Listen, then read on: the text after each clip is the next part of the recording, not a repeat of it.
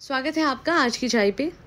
अक्सर हम घरों में देखते हैं कि कैसे पेट्रियार्कल सोसाइटी एग्जिस्ट करती है, पेट्रियार्कल कल्चर एग्जिस्ट करता है। पेट्रियार्की का मतलब होता है मेल डोमिनेंस, जहाँ पे सिर्फ घर के मेल मेंबर्स की चलती है। हालांकि साहिबा के घर में हम देखते हैं कि एक मेट्रियार्कल सोसाइटी एग्जिस्ट करती है। वहाँ पे आपको अक्सर साहिबा की जो मदर है उनकी सिस्टर्स घर पे आई हुई दिखेंगी, पर वहीं दूसरी ओर जो फादर की सिस्टर है यानी साहिबा के ताऊ जी या चाचा या फिर साहिबा की बुआ जो है वो हमें मुंबई में आती हुई ज़्यादा नहीं दिखेंगे। और अगर एक बार कभी ताऊ जी आए भी थे तो उसी दिन सेम डे चले गए, वो रह के नहीं जाते। नेहा फैज ने भी रिवील किया था कि कैसे ताउम्र दादी से ये लोग मिलने नहीं गए, दादी से बात करी नहीं, और दादी जो है वो अल्टीमेटली बहुत अकेली थी जब उनकी डेथ हुई। हालांकि इस बात को मैं सिर्फ उन पे नहीं डालूंगी जो कि मुंबई में रहते हैं, मुदाहा में जो रहते थे उन पे भी ये बात बिल्कुल सिमिलर और सेम तरीके से लागू होती है कि फिर आप लोगों को भी ख्याल रखना चाहिए था। बिकॉज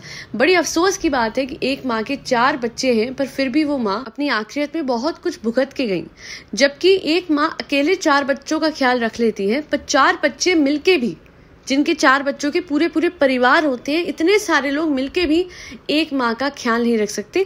ये मुझे याद है कमेंट भी किया था मेरे सब्सक्राइबर ने, और ये आज तक मेरे दिल में इस कमेंट ने जगह बनाई हुई है कि ये सच एक हार्श रियलिटी है हमारे सोसाइटी का कि माता पिता जब एजेड हो जाते हैं तो उनकी कोई इज्जत नहीं रह जाती और उनको बिल्कुल ही डिसरिगार्ड कर दिया जाता है उनके ही बच्चों के द्वारा। और हमने अक्सर देखा है कि कैसे साहिबा जो अपने इन लॉज जब वो आते हैं तो उनको भी रिस्पेक्ट नहीं दे पाती है।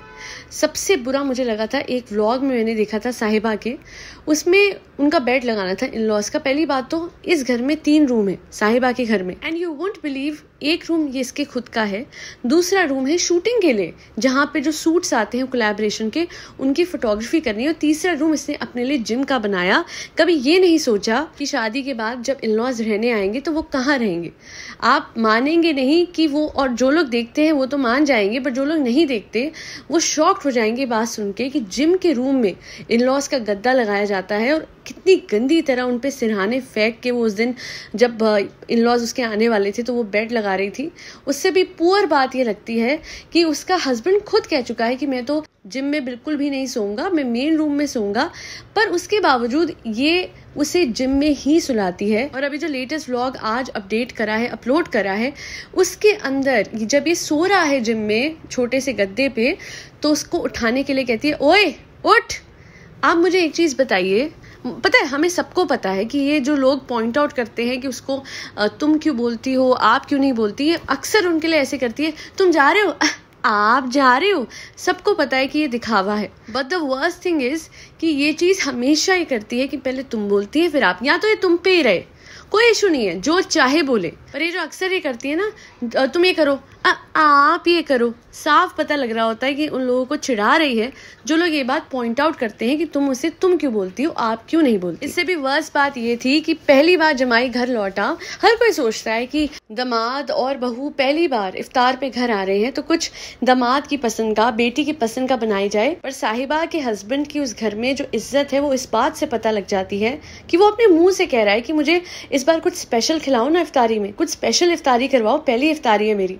एंड वो आगे से कह रही है पता नहीं क्या बना होगा, मुझे भी क्या पता, मैं तो अभी आई हूँ, देखेंगे क्या बना होगा। और यही नहीं, बाद में इफ्तारी में उसको बासी जलेबियाँ खिलाई जा रही है, बिकॉज नाजा खाला का कहना था कि बासी जलेबियाँ ना अच्छी होती है। बेसिकली क्या है, यहाँ पे क्लासिक केस ऑफ मेट्रियार्की है, जो ये औरतें मिलके यानी साहिबा, उसकी माँ, उसकी खालाएं मिलके डिसाइड करेंगी। अगर तो अपने बेटे के लिए कुछ स्पेशल करना है तो बिना ओकेजन के ही होगा, पर अगर वो किसी और का बेटा है या अपना दामाद है और उसे इम्पोर्टेंस नहीं देनी है तो इस तरीके से किया जाएगा। बिकॉज ये साफ पता लग गया कि कोई लड़का अपने मुंह से कह रहा है कि मैं पहली बार आ रहा हूँ, मुझे कुछ स्पेशल खाना है इफ्तारी में। एंड ग्रीड देखिए, द एक्सटेंट ऑफ देयर, लालच देखिए कि वो कह रही हैं जो साहिबा की मदर है कि इस बार तुम सबको थालियां खिलाओगे, और ये चीज खुद साहिबा कहती है कि वाह तुम कह रहे थे, उल्टा तुम्हें ही खिलाना पड़ रहा है। तो इसलिए आई गेस किसी ने बहुत अच्छा कहा था कि एक घर में लड़का हो और लड़की दोनों को बराबर कमाना चाहिए। दोनों में से कोई एक भी एक दूसरे पे डिपेंडेंट होगा ना तो उसकी इज्जत कहीं ना कहीं कम हो जाएगी, और वो दिख रहा है। क्योंकि जो ये जाहिद साहब हैं, जो जाहिद साहिबा के साहब हैं, उनका जो स्टेटस है उस घर में, वो आप पता है जिस तरीके से ये नीचे सुलाती है, दूसरे रूम में गद्दा लगा के, वो अक्सर ड्राइंग रूम में सोता था, अब जो वो जिम रूम में सो रहा है छोटा सा गद्दा लगा के, ऐसे अक्सर हमारे घर में मेड सोती है, सॉरी टू से। और ऐसा नहीं कि मेड की कोई रिस्पेक्ट नहीं होती, बट यहाँ पे जाहिद से ज़्यादा रिस्पेक्ट मेड की होती है, क्योंकि अगर मेड भी एक बार कह देना कि बीबी जी आपके हाथ का वो बहुत पसंद आया था, ये बहुत पसंद आया था, तो हमारे घर में कभी उसके लिए भी कुछ एक्स्ट्रा बन जाता है कि चलो जो उसके घर में पहुंच जाएगा उसके बच्चे खुश हो जाएंगे। तो ये थिंकिंग हमारी एक मेड के लिए है, तो फिर सोचिए घर के जमाई के लिए क्या थिंकिंग होगी। अगर साहिबा की मदर ये चाहती है ना कि दूसरे घर में उनकी बेटी को इज्जत मिले, प्यार सम्मान मिले, तो उन्हें भी दूसरे घर के बेटे को इक्वली ट्रीट करना होगा अपने बेटे से। अपने बेटे के लिए, जैसा कि मैंने कहा, बड़े प्यार से चिकन बनता है। तो फिर दूसरे का बेटा आ रहा है, खुद का जमाई आ रहा है, क्यों नहीं उसको उसके लिए कुछ ऐसा खाना बनाना, कोई ऐसी मील बनाना जो कि वो डिजर्व करता था, जो कि मेरे सब्सक्राइबर ने बहुत अच्छे से हाईलाइट करा है कि वो डिजर्व करता था। पहली इफ्तारी अच्छे से उसे मिलती, एक एक्स्ट्रावेगेंट मील होती। वैसे रोज आप लोगों ने पता नहीं एक ऐसी लैविश मील खानी है, पर एक दिन जब बनती थी उसी दिन आपने नहीं करी। आई गेस आप लोगों की आदत हो गई है, जो व्यूअर्स चाहेंगे जैसा करना भी चाहिए, बिना व्यूअर्स के चाहे भी जो होना चाहिए वैसा आप लोग करते ही नहीं है। ये आप लोगों की आदत सी बन गई। You are habitual of violating the standard cultural norms. And अगर आप मुझे कहें कि नहीं क्यों भाई, क्यों स्पेशल करें, तो मैं बोलूंगी तो फिर क्यों आप एक्सपेक्ट करते हो कि एक लड़की को उसके ससुराल में सेम ट्रीटमेंट मिले कि वो उस घर की बेटी की जैसे माने जाए, जब आप किसी और के घर के लड़के को अपने बेटे के जैसा नहीं मान रहे। जितनी पेट्रियार्की बुरी है उतनी मेट्रियार्की भी बुरी है। मेट्रियार्कल सोसाइटी में ये डोमिनेंस ऑफ वुमेन नहीं हो सकता। हर जगह हम इक्वालिटी एक्सपेक्ट करते हैं, तो साहिबा के घर में भी होनी चाहिए। ये बिना बात की डोमिनेंस जो चल रही है साहिबा की मदर की, कि भाई वो जो उनके हस्बैंड है वो अपनी मैटरनल फैमिली को इम्पोर्टेंस नहीं देते, वहीं दूसरी ओर जो उनकी बहू है वो अपनी पैटर्नल फैमिली को इम्पोर्टेंस नहीं देती, मैटरनल फैमिली को भी इम्पोर्टेंस नहीं देती। तो बेसिकली साहिबा के मदर के घर पे सिर्फ साहिबा के मदर की ही चलती है, उनकी ही इम्पोर्टेंस है और उसके ऊपर कुछ नहीं।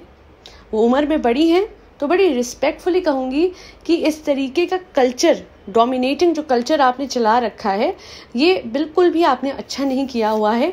कितनों को अपने परिवार से, अपनों से आपने दूर कर दिया, किस तरीके से। अगर कोई जायज़ कारण हो तो समझ आता है, बट यहाँ पे तो सिर्फ ये समझ आ रहा है कि आपको अपने घर में भीड़ लगा के रखना अच्छा लगता है, परंतु उन लोगों की जो आपको पसंद है या फिर जो आपके खून के रिश्ते हैं, उसके अलावा तीसरा बंदा एक महीने ज़्यादा वहाँ टिकता नहीं है। एग्जाम्पल, मैडम की मदर कहाँ चली जाती है, कब चली जाती है पता लगता नहीं। मैडम के फादर बहुत दिनों से आए नहीं। हमें पता है कि जो बहन है उसको लेके डिस्प्यूट हो रखा है। खिजा और कियान, ये दोनों बच्चे जो हैं अपने ग्रैंडफादर ग्रैंडमदर जो पैटर्नल साइड के हैं उनसे भी बिल्कुल नहीं मिलते हैं। तो एक चीज़ तो समझ में आ रही है कि सितारे बिल्कुल गर्दिश में है और वो सिर्फ और सिर्फ अम्मी जान की हैवी डोमिनेंस की वजह से है।